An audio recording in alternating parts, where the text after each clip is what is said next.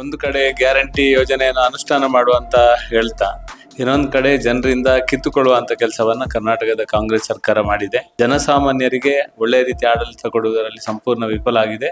ಸಾಮಾಜಿಕ ಪರಿಸ್ಥಿತಿಗಳನ್ನು ಏನು ಅಂದಾಜು ಮಾಡಿಕೊಳ್ಳದೆ ಏರಿಕೆ ಮಾಡ್ತಿರ್ತಕ್ಕಂಥದ್ದು ಜನರನ್ನ ಹಗಲಲ್ಲಿ ದಾರಿ ತಪ್ಪಿಸ್ತಕ್ಕಂಥ ಪ್ರಯತ್ನವನ್ನು ಈ ಸರ್ಕಾರ ಮಾಡುತ್ತೆ. ಅದನ್ನ ನಾವು ಉಗ್ರವಾಗಿ ಖಂಡನೆ ಮಾಡ್ತೀವಿ. ಇದರ ವಿರುದ್ಧ ನಾವು ಧ್ವನಿಯನ್ನು ಕೂಡ ಎತ್ತೀವಿ. ಸ್ವಲ್ಪ ದಿವಸದಲ್ಲಿ ಎಲ್ಲ ಸಾಬೀತಾಗತ್ತೆ. ಅವರು ಅಧಿಕಾರವನ್ನು ಬಿಟ್ಟು ಮನೆಗೆ ಹೋಗ್ಬೇಕಾಗತ್ತೆ. ಸರ್, ಈಗ ರಾಜ್ಯದಲ್ಲಿ ಮತ್ತೊಮ್ಮೆ ಈ ಬಸ್ಗಳಿಗೆ KSRTC ಹಾಗೂ BMTC ಬಸ್ಗಳ ಬೆಲೆ ಮತ್ತೊಮ್ಮೆ 15% ಏರಿಕೆ ಮಾಡ್ತಾರಂತ ಹೇಳ್ತಾ ಇದೆ. ಇದರ ಬಗ್ಗೆ ಏನ್ ಹೇಳ್ತೀರಿ? ಕರ್ನಾಟಕ ರಾಜ್ಯದಲ್ಲಿ ಜನರಿಗೆ ಬಹಳಷ್ಟು ದೊಡ್ಡ ಭರವಸೆಯನ್ನು ಕೊಟ್ಟು ಕಾಂಗ್ರೆಸ್ ಆಡಳಿತವನ್ನ ಗಳಿಸಿಕೊಂಡಿದೆ. ವಿಶೇಷವಾಗಿ ಗ್ಯಾರಂಟಿಗಳನ್ನ ಘೋಷಣೆ ಮಾಡಿ ಇವತ್ತು ಸರ್ಕಾರ ಬಂದಿದೆ. ಆದರೆ ಒಂದು ಕಡೆ ಗ್ಯಾರಂಟಿ ಯೋಜನೆಯನ್ನು ಅನುಷ್ಠಾನ ಮಾಡುವಂತ ಹೇಳ್ತಾ ಇನ್ನೊಂದು ಕಡೆ ಜನರಿಂದ ಕಿತ್ತುಕೊಳ್ಳುವಂತ ಕೆಲಸವನ್ನ ಕರ್ನಾಟಕದ ಕಾಂಗ್ರೆಸ್ ಸರ್ಕಾರ ಮಾಡಿದೆ. ಅದು ನಿರಂತರವಾಗಿ ಮಾಡಿದೆ. ಇವತ್ತು ಕಂದಾಯ ಇಲಾಖೆ ಇರ್ಬೋದು, ಅಬಕಾರಿ ಇಲಾಖೆ ಇರ್ಬೋದು, ಅಥವಾ ಯಾವುದೇ ಇಲಾಖೆಯಲ್ಲಿ ಕೂಡ ಇವತ್ತು ಜನರಿಂದ ಕಿತ್ತು ತಿನ್ನುವಂತ ಕೆಲಸವನ್ನ ಕರ್ನಾಟಕದ ಕಾಂಗ್ರೆಸ್ ಸರ್ಕಾರ ಮಾಡಿದೆ. ಇವತ್ತು ಮಹಿಳೆಯರಿಗೆ ಉಚಿತವಾಗಿ ಬಸ್ಸಿನ ವ್ಯವಸ್ಥೆಯನ್ನು ಮಾಡ್ತೇವೆ ಅಂತ ಹೇಳಿ ಉಚಿತವಾದ ಶಕ್ತಿ ಯೋಜನೆಯನ್ನ ಜಾರಿ ಮಾಡಿದೆ.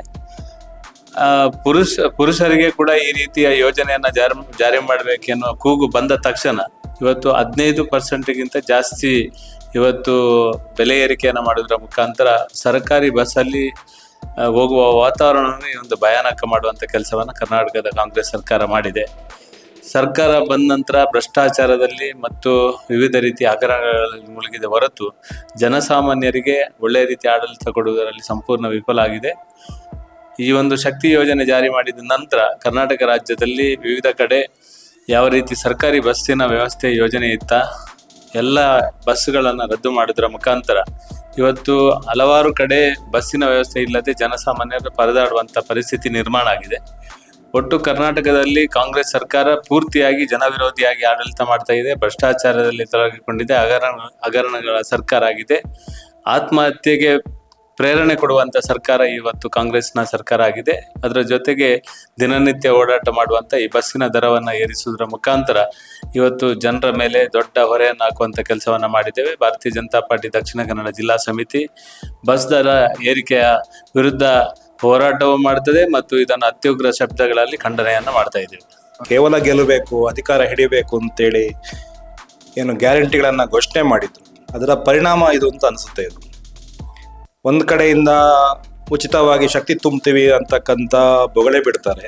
ಇನ್ನೊಂದು ಕಡೆ ಹೀಗೆ ಅವೈಜ್ಞಾನಿಕವಾಗಿ ಮತ್ತೆ ಸಾಮಾಜಿಕ ಪರಿಸ್ಥಿತಿಗಳನ್ನು ಏನೂ ಅಂದಾಜು ಮಾಡಿಕೊಳ್ಳದೆ ಈ ರೀತಿಯಾಗಿರ್ತಕ್ಕಂಥ ಏರಿಕೆ ಮಾಡ್ತಿರ್ತಕ್ಕಂಥದ್ದು ಜನರನ್ನ ಹಗಲಲ್ಲಿ ದಾರಿ ತಪ್ಪಿಸ್ತಕ್ಕಂಥ ಪ್ರಯತ್ನವನ್ನು ಈ ಸರ್ಕಾರ ಮಾಡುತ್ತೆ. ಅದನ್ನ ನಾವು ಉಗ್ರವಾಗಿ ಖಂಡನೆ ಮಾಡ್ತೀವಿ. ಇದರ ವಿರುದ್ಧ ನಾವು ಧ್ವನಿಯನ್ನು ಕೂಡ ಎತ್ತೀವಿ. ನಾವು ಸರ್, ಈಗ ಈ ಶಕ್ತಿ ಯೋಜನೆ ಶಕ್ತಿಯನ್ನೇ ಕಳೆದುಕೊಳ್ತಿದೆ ಅಂತ ಅನಿಸ್ತಿದೆ ನಿಮ್ಗೆ? ಶಕ್ತಿ ಯೋಜನೆ ಮಾತ್ರ ಅಲ್ಲ, ಇಡೀ ಸರ್ಕಾರನೇ ಶಕ್ತಿ ಕಳ್ಕೊಂಡಿರ್ತಕ್ಕಂಥ ಪರಿಸ್ಥಿತಿ ಇದು. ಹಾಗಾಗಿ ಇವತ್ತು ಏನು ಅಂತಂದ್ರೆ ತಾವು ಉಸಿರಾಡ್ಲಿಕ್ಕೆ ಕಷ್ಟ ಇದೆ ಇವತ್ತಿನ ಆರ್ಥಿಕ ಪರಿಸ್ಥಿತಿಯಲ್ಲಿ. ಅದಕ್ಕೋಸ್ಕರ ಒಂದ್ ದಿವಸ ಬದುಕಿದ್ರೆ ದೊಡ್ಡದು ಅಂತಕ್ಕಂಥ ನೆಲೆಯಲ್ಲಿ ಈ ರೀತಿಯ ಹೈಕ್ಗಳನ್ನು ಅವ್ರು ಮಾಡ್ತಾ ಇದ್ದಾರೆ. ಸರ್, ಇತ್ತೀಚೆಗೆ ಕುಮಾರಸ್ವಾಮಿ ಅವರು ಕಾಂಗ್ರೆಸ್ ಸರ್ಕಾರದ ಮೇಲೆ 60% ಆರೋಪವನ್ನು ಮಾಡಿದ್ದಾರೆ. ಇದರ ಬಗ್ಗೆ ಏನ್ ಅನ್ನಿಸ್ತದೆ? ಕಾಂಗ್ರೆಸ್ ಸರ್ಕಾರ ಬಂದ ಮೇಲೆ ರಾಜ್ಯದಲ್ಲಿ ಆಡಳಿತ ಹೇಗೆ ನಡೀತಾ ಇದೆ ಅಂತ ಅನ್ನಿಸ್ತದೆ? ನಮ್ಮ ಸರ್ಕಾರ ಇದ್ದಾಗ ಅವ್ರು 40% ಆರೋಪವನ್ನು ಮಾಡಿದ್ರು. ತೆಲಂಗಾಣದಂತ ರಾಜ್ಯದಲ್ಲಿ ಅದನ್ನ ಚುನಾವಣಾ ವಿಷಯವಾಗಿ ಲಾಭ ಮಾಡಿಕೊಳ್ಳಿಕ್ಕೆ ಪ್ರಯತ್ನವನ್ನು ಪಟ್ಟರು. ಹಾಗಾಗಿ ನಾವು ಮಾಡದೇ ಇದ್ದದನ್ನು ಕೂಡ ಮಾಡಿದ್ರು ಅಂತ ಹೇಳ್ತಾ ಇದ್ರು. ಅವರಿಗೆ ಹೇಗೆ ಹಣ ಮಾಡಬೇಕು ಅನ್ನೋದು ಅವರ ಕಳೆದ 75 ವರ್ಷದ ಅವರ ಅನುಭವದಲ್ಲಿ ಇದೆ ಅಂತ ಅನ್ಸುತ್ತೆ. ಆ ಕಾರಣಕ್ಕೆ ಅವರು ಸುಳ್ಳು ಆರೋಪವನ್ನ 40 ಅಂತೇಳಿ ನಮಗೆ ಬಿಂಬನೆ ಮಾಡಿದವರು 60 ಮಾಡಿಲ್ಲ ಅಂತ ನನಗೇನು ಅನ್ಸಲ್ಲ. ಇರ್ಬೋದು ಅದು.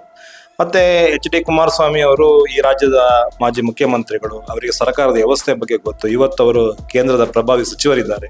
ಹಾಗಾಗಿ ಅವರ ಆರೋಪ ಏನೋ ಸುಮ್ಮನೆ ಆರೋಪ ಮಾಡ್ತಕ್ಕಂಥದ್ದಿರಲ್ಲ. ಇದಕ್ಕೆ ಅವರ ಹತ್ರ ದಾಖಲೆ ಇರಬಹುದು, ಮಾಹಿತಿಗಳಿರ್ಬೋದು. ಇವತ್ತು ನಮ್ಮೆಲ್ಲ ನಾಯಕರುಗಳು ಕುಮಾರಸ್ವಾಮಿ ಅವರು ಸೇರಿ ಇವತ್ತು ಪ್ರೂಫ್ ಅನ್ನು ಕೊಟ್ಟಿದ್ದಾರೆ. ಭ್ರಷ್ಟಾಚಾರ ಯಾವ್ಯಾವ ಇಲಾಖೆಯಲ್ಲಿ ಆಗ್ತದೆ ಅಂತ ಇವತ್ತು ಕೋರ್ಟಲ್ಲಿದೆ. ಇವತ್ತು ಸುಪ್ರೀಂ ಕೋರ್ಟ್ ಒಂದು ಕೈ ಹಾಕ್ಲಿಲ್ಲ. ಮತ್ತೆ ಎಲ್ಲ ರೀತಿಯ ತನಿಖೆಯಲ್ಲಿ ಇವತ್ತು ಮುಖ್ಯಮಂತ್ರಿಗಳು ಉಪಮುಖ್ಯಮಂತ್ರಿ ಇದ್ದಾರೆ. ಇನ್ನೊಂದು ಸ್ವಲ್ಪ ದಿವಸದಲ್ಲಿ ಎಲ್ಲ ಸಾಬೀತಾಗತ್ತೆ, ಅವರು ಅಧಿಕಾರವನ್ನು ಬಿಟ್ಟು ಮನೆಗೆ ಹೋಗ್ಬೇಕಾಗತ್ತೆ. ಸರ್, ಇವರ ಗ್ಯಾರಂಟಿ ಯೋಜನೆಗಳು ತನ್ನ ಶಕ್ತಿಯನ್ನೇ ಕಳೆದುಕೊಳ್ತಿದೆ ಅಂತ ಅನಿಸ್ತಿದೆ ನಿಮ್ಗೆ? 5 ಗ್ಯಾರಂಟಿಗಳನ್ನ ಘೋಷಣೆ ಮಾಡಿ ಜನರಿಗೆ ಮಂಗನನ್ನ ಮಾಡಿ ಮತವನ್ನ ತಕೊಂಡವರು ಇವತ್ತು ಗ್ಯಾರಂಟಿಗಳಿಗೆ ಹಣ ಕೊಡದೆ ಒದ್ದಾಟ ಮಾಡ್ತಾ ಸರ್ಕಾರಿ ಸ್ವಾಮ್ಯದ ಕೆಲವು ಇಲಾಖೆಗಳನ್ನ, ಕೆಲವು ಆಸ್ತಿಗಳನ್ನ ಮಾರಾಟ ಮಾಡಿ ಆ ದುಡ್ಡಿನಿಂದ ಈ ಗ್ಯಾರಂಟಿಯನ್ನು ಕೊಡ್ಲಿಕ್ಕೆ ಪ್ರಯತ್ನ ಮಾಡ್ತಿದ್ದಾರೆ. ಯಾವುದು ಇವತ್ತು ಆ ಗ್ಯಾರಂಟಿ ನಡೀತಾ ಇಲ್ಲ. ಈ ಗ್ಯಾರಂಟಿಯಿಂದಾಗಿ ಇವರು ಸರ್ಕಾರವನ್ನ ಕಳ್ಕೊಳ್ತಾರೆ ಸ್ವಲ್ಪ ದಿವಸದಲ್ಲಿ.